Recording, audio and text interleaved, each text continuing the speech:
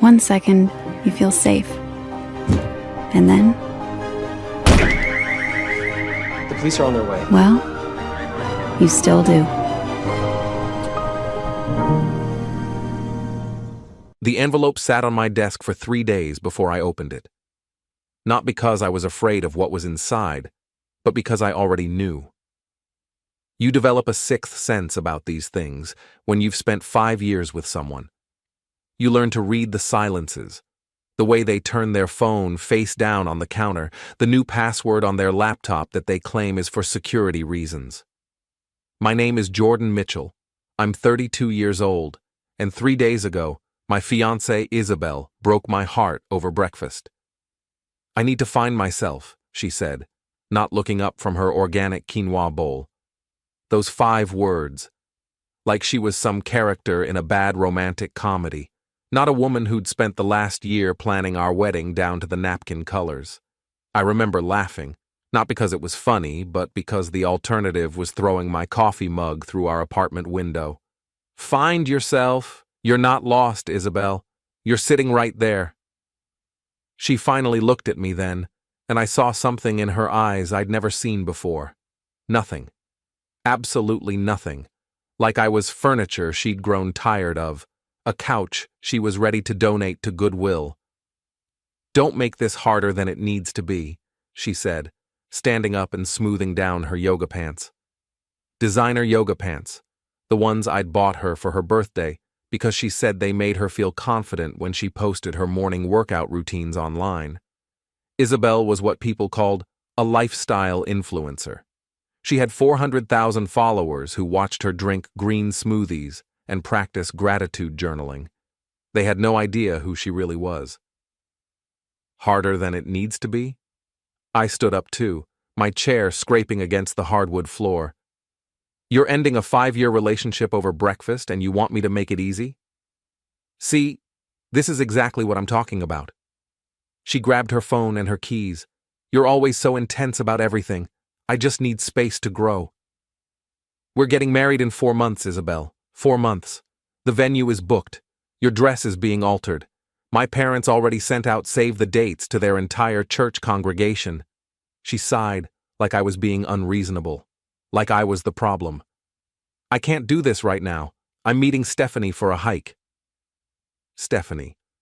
Her best friend who'd spent the last year telling Isabel she was settling because I worked a normal job in software development instead of being an entrepreneur or influencer or whatever other buzzword they threw around during their bottomless mimosa brunches. "When are you coming back?" I asked.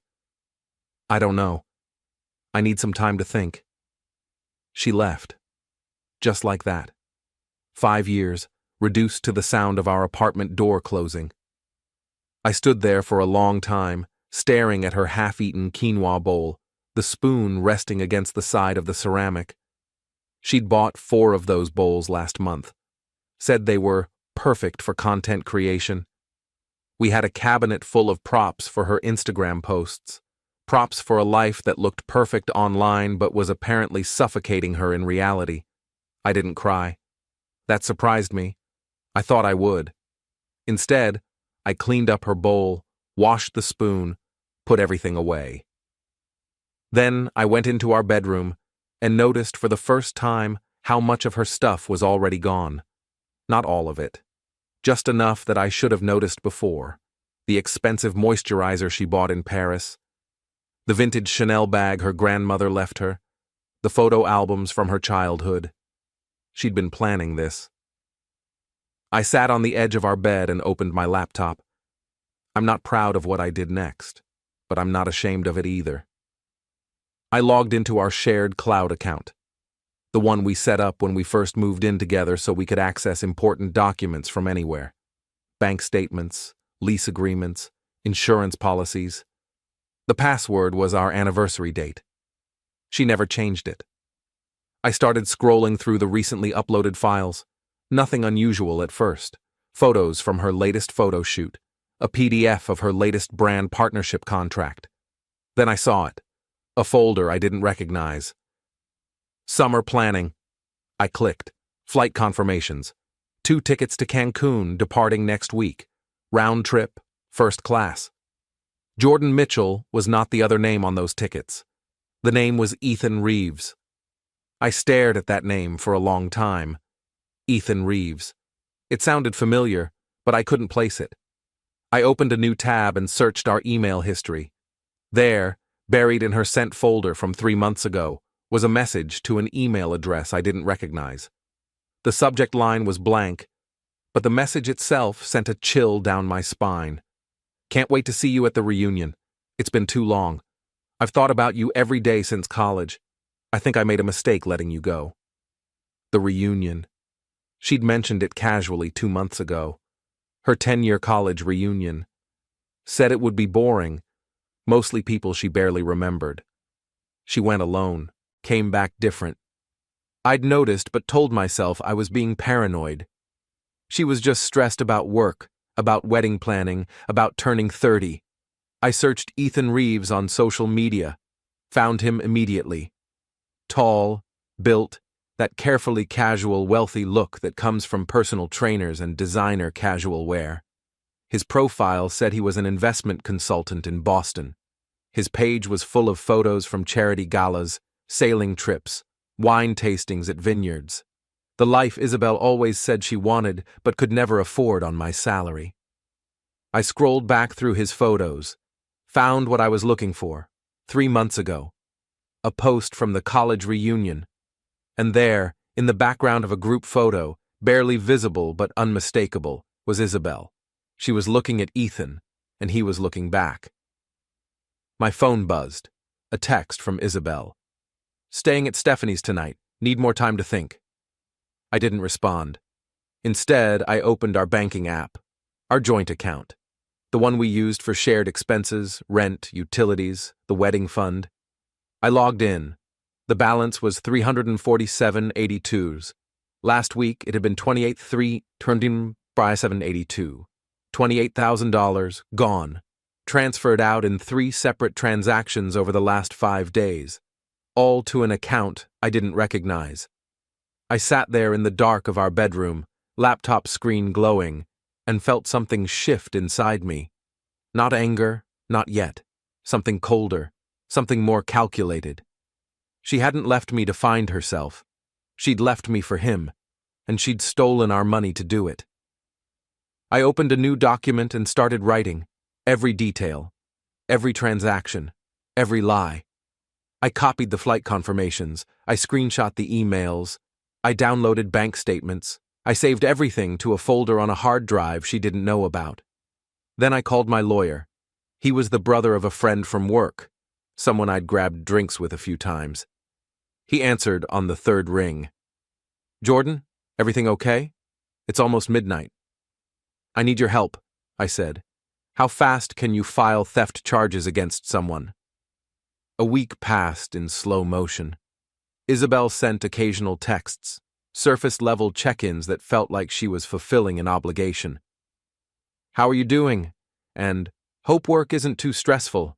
Never an explanation, never an apology, just breadcrumbs to keep me hoping while she figured out her exit strategy. I didn't respond to any of them. Instead, I worked. My lawyer, Patrick, was thorough. He pulled the bank records, documented everything. The money had been transferred to a personal account in Isabel's name only, one she'd opened 6 months ago. The timing wasn't coincidental. She'd been planning this for half a year. The problem is, Patrick said over coffee on day 5, she technically had legal access to that joint account. The prosecutor might not see it as theft since her name was on it. It was money for our wedding, I said. Money we both contributed to. Your contributions versus hers? About 60-40. I put in more. Patrick nodded slowly. That helps. But Jordan, even if we pursue this, the best outcome is probably restitution. She pays back what she took. Maybe some legal fees. This isn't the kind of thing that results in criminal charges unless we can prove intent to defraud. What if I could prove she planned this? That she transferred the money knowing she was ending the relationship? Then we might have a case for fraud. But that's hard to prove without explicit communication stating intent. I thought about the emails, the flight confirmations. Let me work on that. That night, I did something I'm not proud of but wouldn't take back. I used our shared laptop, the one Isabel left behind, because it was too slow for her video editing. She was still logged into her personal email on it. She must have forgotten. I found what I needed in a folder marked Travel Docs, an email chain between Isabel and Ethan, going back 7 months. The subject line was, "Second Chances." The first email was innocent enough, catching up after the reunion. But by the third email, the tone shifted.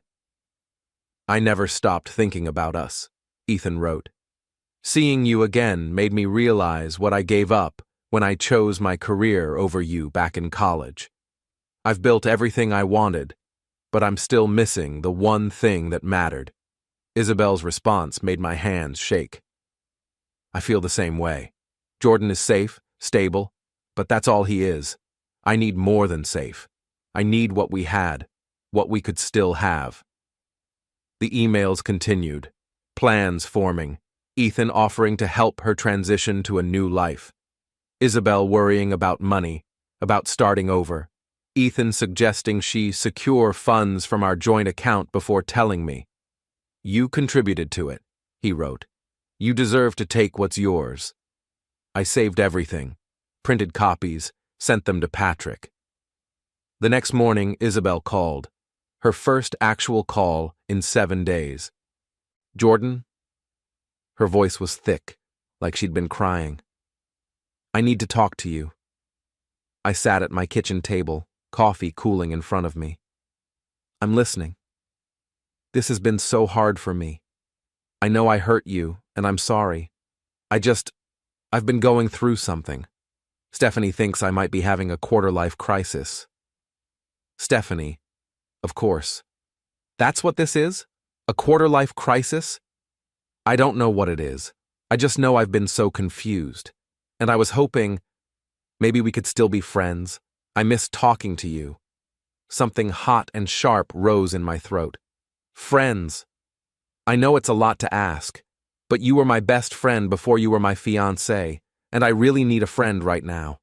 I closed my eyes, counted to 10. "Check your mail, Isabel." "What?" "Go check your mail, then call me back if you still want to talk." "Jordan, what are you—" I hung up. Patrick had helped me prepare the envelope 3 days ago. Inside was a detailed accounting of every financial transaction from our joint account, every transfer highlighted in yellow. Also included printed copies of the emails between her and Ethan, the flight confirmations to Cancun, and a formal notice from Patrick's office that we were pursuing legal action for fraud. My phone rang again 30 minutes later. Isabel, but I didn't answer. I let it go to voicemail. She called 6 more times, left 3 voicemails, each one progressively more panicked. "Jordan, please pick up. We need to talk about this. You're being crazy. Those emails aren't what they look like. If you try to take me to court, I'll tell everyone what a controlling, paranoid boyfriend you were." That last one made me smile, not because it was funny, but because she was already scrambling, already defensive, already showing me exactly who she was under the carefully curated social media persona. I texted her once, "Have your lawyer contact mine. We're done talking." She showed up at the apartment that night. I heard her key in the lock, heard it turn, heard it catch. I'd changed the locks that morning. Patrick said it was within my rights since I was the sole name on the lease. Isabel had been added as an authorized occupant, but that authorization ended when she moved out. She knocked, pounded, really. "Jordan, open this door. We need to talk." I sat on the couch, reading a book, listening to her yell. The neighbors probably heard everything. I didn't care. "You can't do this," she screamed. "Half that money is mine, and those emails are private. You had no right." I turned the page of my book, didn't move, didn't respond. Eventually, she stopped. I heard her slide down against the door, heard her crying, heard her call someone, probably Stephanie, and whisper cry about what a monster I was being. She left around 11. I slept better that night than I had in a week. Ethan Reeves was easier to research than I expected. Successful people leave digital footprints everywhere, especially when they're trying to impress others. His social media was a carefully maintained highlight reel: luxury hotels, designer suits, photos at charity events with local politicians. He'd built an image of success that was almost too perfect. I started digging deeper. Public records, business filings, financial disclosures. Ethan ran an investment consulting firm called Reeves Capital Management. On the surface, it looked legitimate. Nice office in downtown Boston, professional website, testimonials from satisfied clients. But something felt off. I spent 3 evenings after work going through everything I could find. Then I found the first crack. A complaint filed with the State Financial Regulation Board dated 2 years ago. A client claimed Ethan had misrepresented the risk level of certain investments and lost them a significant amount of money. The complaint was settled quietly, dismissed with no admission of wrongdoing. But it was there. I kept looking. Found 2 more complaints, both settled, both sealed, pattern emerging. I called an old college friend who worked in finance. Lawrence had been my roommate sophomore year, and he now did forensic accounting for a big firm in New York. "I need a favor," I said, "and I need you to keep it quiet." "What kind of favor?" "The kind where you tell me if someone's investment firm is legitimate or if they're running some kind of scheme." Lawrence whistled low. "That's a big ask, Jordan. Those kinds of investigations are serious business." "I'm not asking you to do anything illegal. Just point me in the right direction. Tell me what red flags to look for." He was quiet for a moment. "Give me the name." "Ethan Reeves, Reeves Capital Management, Boston." More silence. Then, "Reeves, why does that sound familiar?" I heard typing on his end. Then a low laugh. "Oh, man. Yeah, I've heard of this guy. He's been on our radar for a while. Nothing concrete, but the whispers are there. High returns that don't quite add up. Clients who suddenly can't withdraw funds due to market conditions. Classic signs of someone running a scheme, but he's smart enough to stay just on the right side of legal. Can you get me more information?" "Jordan, what are you planning?" "Nothing illegal. I just want to know who this guy really is." Lawrence sighed. "I'll send you some links. Public information only. What you do with it is your business, but be careful. Guys like Reeves have lawyers, good ones." The files came through my encrypted email the next morning. Lawrence had been thorough. Financial statements that didn't quite balance, client testimonials that seemed suspiciously generic, and most damning, a pattern of new investors coming in right when old investors were cashing out. It looked like a Ponzi scheme, or at least something close to it, but proving it would be nearly impossible without inside information. I thought about Isabel, about the money she'd stolen, about the trip to Cancun she was probably planning to take with Ethan's help, and I thought about how satisfying it would be to watch both of them fall. That's when I decided to go beyond legal revenge. I created an anonymous email account, untraceable. Then I started reaching out to some of Ethan's former clients, the ones who'd filed complaints. I introduced myself as a financial journalist working on a story about investment fraud. Most ignored me. 3 responded. The stories were consistent. Ethan had promised incredible returns, used technical jargon and confidence to sell them. Then, when they tried to cash out, there were delays, excuses. Eventually, they got some money back, but never the full amount, and they all signed NDAs as part of their settlement agreements. "He's smart," one former client told me over the phone. He wouldn't give his name but was willing to talk. "He never takes everything, just enough that people are angry, but not angry enough to keep fighting, and he targets people who can't afford a long legal battle." "What would happen if someone exposed him publicly?" I asked. The man laughed bitterly. "His whole business would collapse. He's built on reputation and trust. Take that away, and there's nothing holding him up." I thanked him and hung up. Then I started building my case. not for a courtroom, for the court of public opinion. Patrick called me 2 weeks after Isabel received the envelope. She wants to meet. Just you, her, and the lawyers. No lawyers, I said. Just us. Jordan, that's not... I'll handle it. Trust me. I arranged to meet Isabel at a coffee shop near our old apartment. Neutral territory. Public enough that she couldn't make a scene, private enough that we could talk. She showed up 10 minutes late looking exhausted. No makeup. Hair in a messy bun.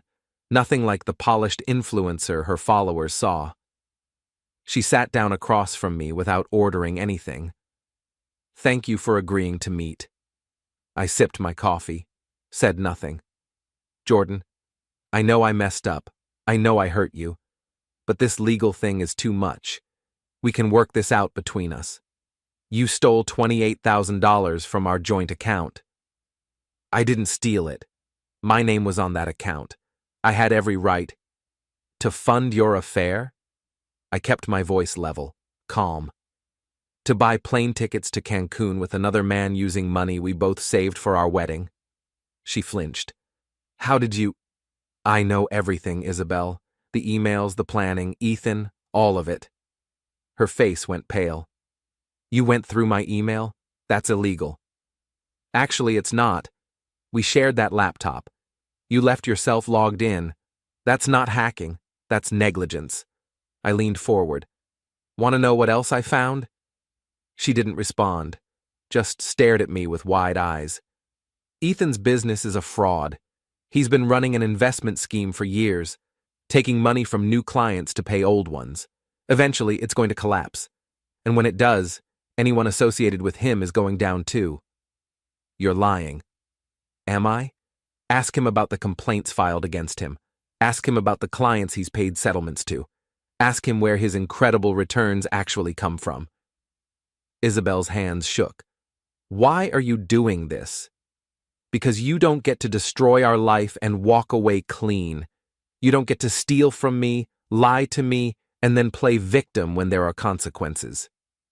I never meant to hurt you, but you did.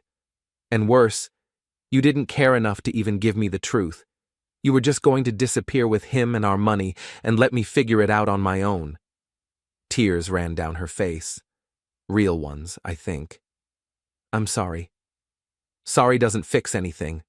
She wiped her eyes. What do you want? You want me to pay you back? I will. Every cent. Just drop the legal case, please. I sat back, studying her. This was the moment. The moment I decided exactly how far I was willing to go. I want you to understand something, I said quietly. I loved you. Really loved you. I was ready to spend my life with you. And you threw that away for a con man and some Instagram fantasy of a perfect life. I stood up. The legal case continues. Patrick will be in touch about repayment terms. If you're smart, you'll settle before this goes to trial and becomes public record. Public record? Court documents are public, Isabel, including financial fraud allegations, including evidence of adultery, including everything. I paused. Your 400,000 followers might find that interesting. Her face went white. You wouldn't. Try me. I left her sitting there, staring into nothing, while I walked out into the afternoon sun. My hands were shaking. My heart was pounding. But I felt alive for the first time in weeks. That night, I got the first anonymous message on social media. A burner account with no followers. Stay away from Isabel or you'll regret it. I showed it to Patrick the next morning. Probably Ethan, he said, trying to intimidate you. What should I do? Nothing. Don't engage. If he escalates, we can file for a restraining order. Patrick looked at me seriously. Are you sure you want to keep pushing this? These kinds of situations can get messy. I'm sure. Jordan, I need to ask. Are you doing this for justice or for revenge? I thought about that. Really thought about it. Does it matter? Legally? No. Personally? Yes. Then it's both. Patrick nodded slowly. Just be careful. Revenge has a way of consuming people. But I wasn't consumed. I was focused, clear. For the first time since Isabel left, I knew exactly what I was doing, and I was just getting started. Isabel's social media presence started cracking 2 days after our coffee shop meeting. It was subtle at first. A few negative comments on her posts, questions about where she'd been, why she wasn't posting as much, her engagement numbers dropping. Then some anonymous account I definitely didn't create, posted a comment. "How's Cancun with Ethan? Hope Jordan's money is funding a nice vacation." The comment was deleted within minutes, but screenshots lived forever. They spread to Reddit, to Twitter, to gossip forums where people dissected influencer drama. Within 24 hours, Isabel Mitchell was trending in certain circles. She posted a response, a carefully crafted statement about going through a private personal situation and asking for grace and understanding. She used words like healing and growth and authenticity. Her followers weren't buying it. The comments got worse. People started digging, found old posts with me, found our engagement announcement from last year, started piecing together the timeline. One particularly dedicated internet detective found Ethan's Instagram, started connecting dots, posted a side-by-side of Isabel's Finding Myself announcement and Ethan's recent post from a luxury resort. Isabel's follower count started dropping, slowly at first, then faster, 2,000 in one day, 5,000 the next. Brands started pulling back from partnerships. Her comments became brutal. She called me 3 times in one evening. I didn't answer. Finally, she texted, "Please make this stop. I know you're behind this." I wasn't, actually. Not directly. I'd simply made information available. The internet did what the internet does. But I didn't tell her that. Instead, I forwarded her message to Patrick with a note. "Evidence of harassment?" He replied, "She contacted you first, but don't engage further." I didn't need to. The machine was already in motion. Meanwhile, I focused on Ethan. I'd been documenting everything about his business. Every client review, every financial disclosure, every small inconsistency. And I found someone who could help me put it all together. Catherine Kim was an investigative journalist who specialized in financial fraud. She'd exposed 2 Ponzi schemes in the last year and had a reputation for being relentless. I sent her an anonymous tip through her encrypted contact form. "Look into Reeves Capital Management. Something doesn't add up with their returns." She responded 2 days later through the same channel. "Who is this?" "Someone with information. Interested?" "Depends on the information." I sent her everything. The client complaints, the settlement agreements I'd obtained, the financial patterns Lawrence had helped me identify. Everything except my personal connection to Ethan. 3 days later, Catherine's article went live on a major financial news website. Boston investment firm under scrutiny. Are promised returns too good to be true? The article was careful. No direct accusations, just questions. But it was enough. The business press picked it up. Other journalists started investigating. And suddenly, Ethan's carefully constructed empire was under a microscope. I watched it all unfold from my apartment, working remotely, drinking too much coffee, barely sleeping. I should have felt guilty. Should have felt like I'd gone too far. I felt nothing but satisfaction. Isabel tried one more time to reach me.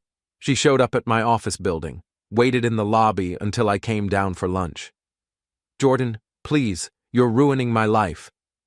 I stopped, looked at her. She'd lost weight, had dark circles under her eyes, looked nothing like the confident woman who'd broken up with me over quinoa 6 weeks ago. "I ruined your life?" I asked quietly. "Really?" "You know what I mean. The internet, the articles, the harassment. I know you're behind it." "I'm not behind anything. I just stopped covering for you." "What does that mean?" "It means I'm not pretending anymore. I'm not protecting your image. I'm not staying quiet while you steal from me and play victim. I'm just existing. And apparently, that's enough to expose who you really are." "I loved you. she said, and her voice broke. No, you didn't. You loved what I represented. Stability, safety, someone to fall back on while you chased something better. But you never loved me. That's not true. Then why did you leave? Why did you take our money? Why did you choose him? She didn't have an answer, just stood there, tears running down her face, while people walked past us in the lobby. I want to fix this, she finally said. Tell me how to fix this. You can't. It's done. I walked past her, out into the street, and didn't look back. That night, Ethan called me. My actual phone number. I don't know how he got it, but I answered. You think you're smart, he said. No introduction, just straight to threats. You think you can destroy my business and get away with it? I haven't done anything illegal. You sent lies to that journalist. I sent facts. There's a difference. I will sue you for defamation. Go ahead. Discovery will be fascinating. He was quiet for a moment. Then, what do you want? Want? Everyone wants something. Money? You want Isabel back? What's your price? I don't have a price. Everyone has a price. Not for this. I hung up. 5 minutes later, Patrick called. Did Ethan Reeves just contact you? How did you know? Because he called me too. Made some vague threats about harassment and defamation. I told him to put it in writing and hung up. Jordan, you need to be careful. I am being careful. No, you're being reckless. This isn't just about Isabel anymore. You're going after a guy who might be connected to some serious people. If he's running the kind of scheme we think he is, he's not going to take this lying down. What can he do? Everything I've done is legal. Legal doesn't mean safe. But I was past caring about safe. I'd spent 5 years playing it safe with Isabel, being the stable boyfriend, the reliable partner, the safe choice. And where had it gotten me? Stolen from and replaced by a fraud in designer suits? No, I was done being safe. The article about Ethan's business had consequences I didn't fully anticipate. Within a week, 3 more clients came forward publicly. Not anonymous tips. Full names, full stories. One of them was a retired teacher who'd lost her entire pension working with Ethan. Another was a young couple who'd invested their life savings based on his promises. The state regulatory board opened an official investigation. Ethan's business started falling apart in real time. His website went dark. His social media accounts locked. Word was he'd fled to his family's vacation house in the Hamptons, while lawyers tried to contain the damage. Isabel, by extension, was collateral damage. She'd posted photos with Ethan by then, tagged him in stories. The internet connected the dots instantly. She went from lifestyle influencer to the woman dating a con man overnight. Her follower count dropped below 200,000, then 100,000. Brands cut all ties. Her comment sections became toxic wastelands. She deleted everything, wiped her entire social media presence. Account after account went dark until there was nothing left of Isabel Mitchell, the influencer. Just Isabel, alone in whatever apartment she'd moved into with Stephanie.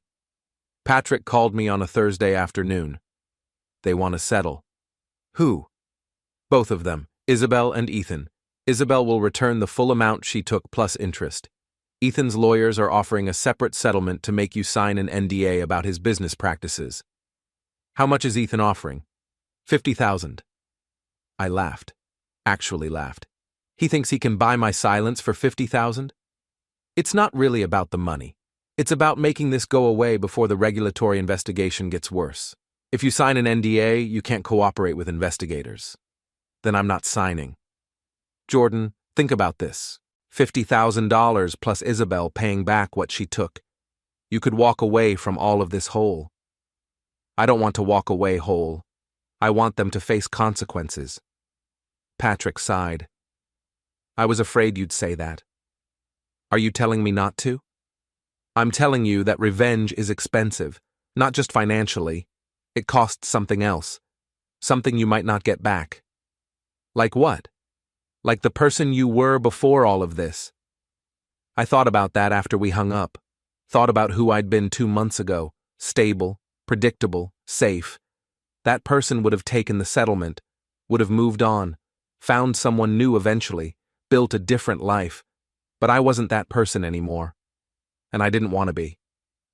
I called Catherine Kim directly this time. Used my real name. I'm the anonymous source who sent you information about Ethan Reeves. I figured, she said. What do you need? Are you going to keep investigating him? Depends. Is there more to find? I think so, and I think he's trying to pay people off before the investigation gets serious, including me. Are you taking the money? No. Then I'm definitely still investigating. Can we meet? We met at a bar in downtown Boston. Catherine was in her 40s, sharp-eyed, with the kind of intensity that came from years of digging through other people's secrets. Why are you doing this? She asked, after I'd told her everything. The whole story. Isabel, the money, the affair, the investigation. Because they don't get to win. That's not justice, that's revenge. Does it matter? She smiled. Not to me. I'm a journalist. Your motivation doesn't change the story, but it might change what happens to you when this is over. I'll deal with that when it comes. Famous last words. But she published 2 more articles, each one digging deeper into Ethan's business, each one bringing more former clients out of the woodwork. The regulatory investigation expanded into a criminal probe, fraud, money laundering, conspiracy. Ethan was arrested 3 weeks later, perp walk and everything. The photos were all over the news. Isabel called me that night. I almost didn't answer, but curiosity won. Are you happy now? She asked. Her voice was hollow. I'm not unhappy. He's going to prison, Jordan. They're saying 10 years minimum. Good. Good? How can you say that? He's a person. He made mistakes, but he stole from people, ruined lives, and you were right there beside him, spending stolen money and playing pretend. I didn't know. Yes, you did. Maybe not the details, but you knew something was wrong. You just didn't care because it benefited you. She was crying. I lost everything. So did I. 2 months ago. Remember? This is different. How? Because I can't come back from this. My career is over. My reputation is destroyed. I can't even show my face online anymore. And whose fault is that? Silence, long and heavy. I'll never forgive you for this, she finally said. I'm not asking for forgiveness. She hung up. I sat in my apartment, phone in my hand, and waited for the guilt to come, the regret, the feeling that I'd gone too far. It never came. The trial took 6 months. I testified twice. Once about the money Isabel took. Once about what I'd discovered about Ethan's business practices. Both times I told the truth. Nothing more. Nothing less. Ethan was convicted on 14 counts of fraud and money laundering.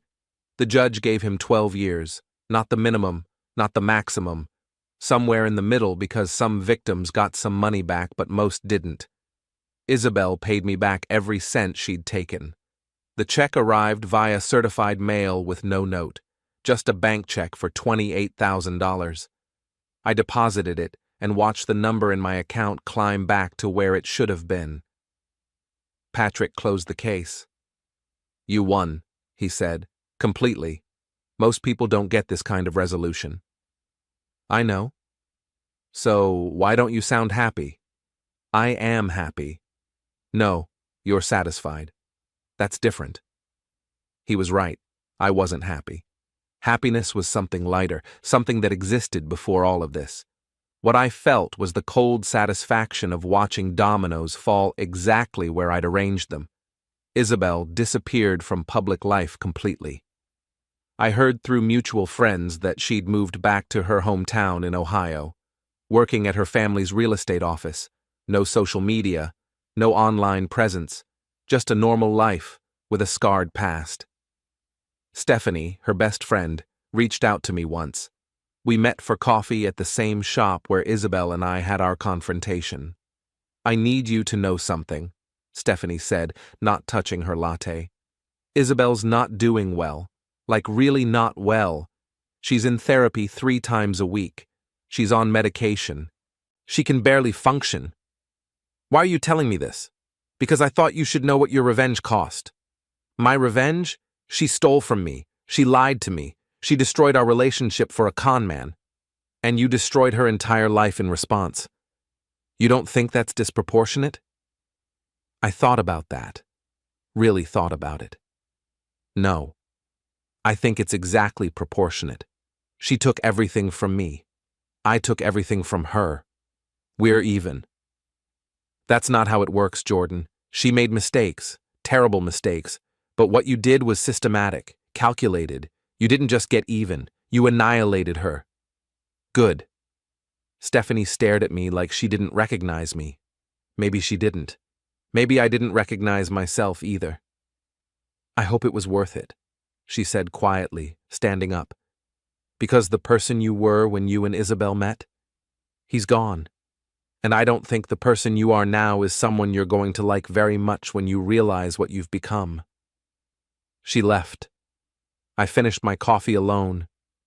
But she was wrong about one thing. I did like who I'd become, or at least I understood him. The old Jordan would have forgiven Isabel. Would have taken her back, probably. Would have spent years wondering what he did wrong, how he could have been better, why he wasn't enough. The new Jordan knew the truth. It wasn't about being enough.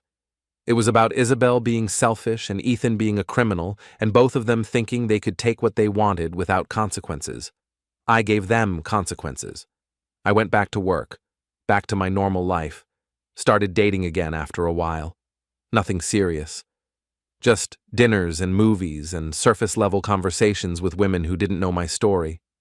It was easier that way. 1 year after Isabel left, I got a letter. No return address. Postmarked from Ohio. Inside was a single page, Isabel's handwriting. I recognized it from old birthday cards and grocery lists, and the note she'd left on our refrigerator the day she broke up with me. "Jordan, I don't expect you to read this. I don't expect anything from you anymore. But I needed to write it anyway. I've spent a year in therapy trying to understand what happened, trying to understand who I was and who I became. My therapist says I need to take responsibility for my actions. So here it is. I was selfish. I was cruel. I used you and I hurt you, and I'm sorry. Not because I want forgiveness. I know I'll never have that. But because it's true. You deserved better than what I did to you. I know what you did to me in response. I know it was revenge. And I understand why you did it. I probably would have done the same thing if I had the strength. But I need you to know that it worked. You broke me completely. And maybe I deserve that. Maybe that's justice. I don't know anymore. I just know that I wake up every day and have to live with who I am now. And it's hard. Really hard. I hope you're happy. I mean that. I hope whatever you got from all of this was worth it. Because the cost was both of us. Isabel. I read the letter 3 times. Then I put it in a drawer in my desk. Didn't respond. Didn't acknowledge it. What was there to say? She was right. I had broken her. Systematically, deliberately, and she had broken me first, just in a different way. We were both casualties of our own choices. 6 months after that, I was at a bar with co-workers celebrating someone's promotion when I saw her. Not Isabel. Someone who looked enough like her that it made me freeze mid-conversation. Same hair color, same build, same way of laughing at something on her phone. "You okay?" my coworker asked. "Yeah, just thought I saw someone I knew." But I wasn't okay. For the first time since all of this started, I felt something crack inside me. Not guilt, exactly, not regret. Something else. Something like recognition that I'd won a war but lost something in the process that I couldn't name. I left the bar early, went home, pulled out Isabel's letter and read it again. The cost was both of us. Maybe Stephanie and Isabel were right. Maybe I had become someone different, someone harder, someone who knew how to hurt people efficiently and didn't hesitate when the opportunity came. But I also knew I'd never let anyone hurt me like that again. Never let anyone take from me without consequences. Never be the safe, stable option that someone left behind when something shinier came along. I'd paid a price for that knowledge. Isabel had paid a higher one. And Ethan was sitting in a federal prison cell, paying the highest price of all. Was it worth it? That's the question everyone wants answered. The question Stephanie asked. The question Isabel's letter asked. The question I asked myself late at night when the apartment was quiet, and there was no one to tell but myself. The answer was yes. Not because I was happy, not because I felt justified, but because the alternative was being the person who got destroyed and did nothing about it, who let people take and take and take without ever standing up. I'd stood up, I'd fought back, and I'd won. The cost was who I used to be, the naive version of Jordan who thought love and trust and doing the right thing were enough. That version ended the day Isabel walked away. What emerged was someone who understood that sometimes the world doesn't reward being good. Sometimes it rewards being strategic, being cold, being willing to burn everything down to make a point. I'd made my point. Isabel would never forget it. Ethan would spend the next decade remembering it. And I would spend the rest of my life living with who I'd become in the process. 2 years after everything ended, I was cleaning out my desk at home when I found the photos. Old ones from when Isabel and I first started dating. Young faces, happy smiles, two people who had no idea what was coming. I almost threw them away. Almost. But something stopped me. Not nostalgia, not longing for what was, just recognition that those people existed once. That version of me and that version of her. Before betrayal, before revenge, before everything turned dark and cold and calculating. I put the photos in a box in the back of my closet, not to remember fondly, just to remember, to keep evidence that I was capable of being that person once, even if I never would be again. Because that's the real cost no one talks about. Not the money, not the relationships, not the consequences for the people you hurt. The real cost is looking in the mirror and seeing someone you don't entirely recognize anymore. Someone who chose revenge over healing, who chose destruction over moving on. I'd made that choice with open eyes. I'd do it again. But that didn't mean I didn't understand what it cost me. Patrick called me one last time, about 3 years after everything started. Ethan's appealing his sentence. Thought you should know. Will it work? Probably not. The evidence was overwhelming. But his lawyers are going to try everything. That's what lawyers do. Let me know if they need me to testify again. Will do. How are you doing, Jordan? Really? I'm fine.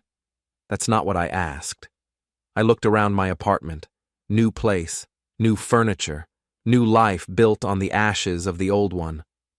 I'm different than I was, but I'm okay with that. Are you? I have to be. He was quiet for a moment. For what it's worth, I think you did what most people wish they could do but don't have the guts for. You held people accountable. You made them face consequences. That takes courage. Or cruelty. Maybe both. After we hung up, I sat on my couch and thought about that. Courage or cruelty, justice or revenge. Maybe the line between them was thinner than anyone wanted to admit. Isabel had hurt me. Ethan had helped her. And I'd hurt them both back, harder and more completely than they'd hurt me. The math was simple. The execution was calculated. The results were permanent. And I had to live with that. Every single day. Not with guilt, not with regret, but with the knowledge that I'd discovered exactly how far I was willing to go when pushed. And it was farther than I'd ever imagined before Isabel broke my heart over quinoa and walked out of my life. Some people say revenge is hollow, that it doesn't fix anything, that you should forgive and move on and be the bigger person. Those people have never been betrayed so completely that it rewires who they are. I didn't forgive. I didn't move on the way they meant. I didn't become a bigger person. I became a different person. One who understood that sometimes the only way through the fire is to burn everything down and walk out the other side scarred but standing. Isabel was broken. Ethan was in prison. And I was here, in my new apartment, living my new life, carrying the weight of what I'd done like armor instead of burden. Was it worth it? Every single day I told myself yes. Most days I even believed it. The envelope I'd sent Isabel that started everything was still in my desk drawer, the one with the bank statements and the flight records, physical evidence of the moment I decided to stop being a victim and start being something else. I kept it not as a trophy, but as a reminder.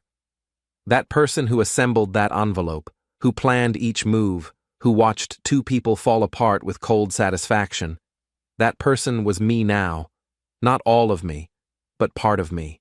The part that emerged when someone I loved decided I was disposable. I'd never be disposable again. I'd never be safe. I'd never be the person someone left behind for something better. I'd be the person who burned down the world before letting that happen. And in the quiet of my apartment, with no one to judge me but myself, I was okay with that. The revenge was complete. The story was over. The casualties were counted. And I was still standing,